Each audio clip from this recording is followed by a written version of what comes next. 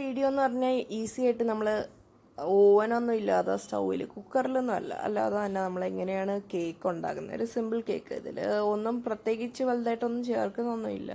Just ഒരു ordinary cake നമുക്ക് വൈകിട്ട് സ്നാക്കായിട്ട് കഴിക്കാൻ വേണ്ടിയിട്ട് ഒരു 3 മുട്ട എടുക്കുന്ന 3 മുട്ടയും ഒരു ബൗൾ കണക്ക് നമുക്ക് ഇതെല്ലാം മിക്സ് ചെയ്യാൻ വേണ്ടിയിട്ട് ഒരു ബൗൾ കണക്ക് ഒരു സാധാരണ ഒരു പാത്രം എടുത്ത് എന്നിട്ട് ഫോക്ക് ഇതെല്ലാം മിക്സ് ചെയ്യാൻ വേണ്ടിയിട്ട് ഫോക്ക് എടുക്കുന്ന നല്ല രീതിയിൽ ഈ 3 മുട്ടയും ബീറ്റ് ചെയ്ത് നല്ലോണം മിക്സ് ചെയ്തതിന് ശേഷം ഒരു കപ്പ് ഷുഗർ എടുക്കുക. ഞാനാണെങ്കിൽ ഒരു കപ്പ് ഷുഗർ എടുത്തിട്ട് ആ മിക്സിയിലിട്ട് പൗഡർ ചെയ്ത് എടുക്കുകയാണ് ചെയ്തത്.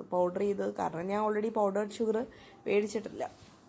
പിന്നെ അതേ സെയിം സൈസിലൊരു കപ്പിൽ തന്നെ ഞാൻ മൈദ എടുത്തിട്ട് മോർ ദാൻ ഹാഫ് ഫില്ല് ചെയ്തതിന് ശേഷം ബാക്കി ആ ഗ്ലാസ് ഫില്ല് ചെയ്യുന്നത് വന്നിട്ട് കൊക്കോ പൗഡർ വെച്ചാണ്. കൊക്കോ പൗഡർ എന്നിട്ട് കുറേശ്ശെ ഇത് ഈ മുട്ടയിൽ ചേർത്ത് കൊടുക്കും. ഷുഗറും കുറേശ്ശെ ചേർക്കും. കുറേശ്ശെ ഈ മിക്സ് ചെയ്ത് വെച്ചിരിക്കുന്ന ഈ കൊക്കോ പൗഡറും മൈദയും കുറേശ്ശെ ചേർത്ത് നല്ല രീതിയിൽ ഇങ്ങനെ ഈ മുട്ടയിൽ നല്ല രീതിയിൽ മിക്സ് ചെയ്തെടുത്തിട്ട് ആണെങ്കിൽ ഇപ്പോൾ നമ്മൾ നല്ല രീതിയിൽ മിക്സ് ചെയ്ത് ഈ ഫോക്ക് വെച്ച് കുറച്ച് മിക്സ് ചെയ്യുമ്പോഴത്തേക്ക് ചെറിയ ബബിൾസ് കണക്കൊക്കെ വരും.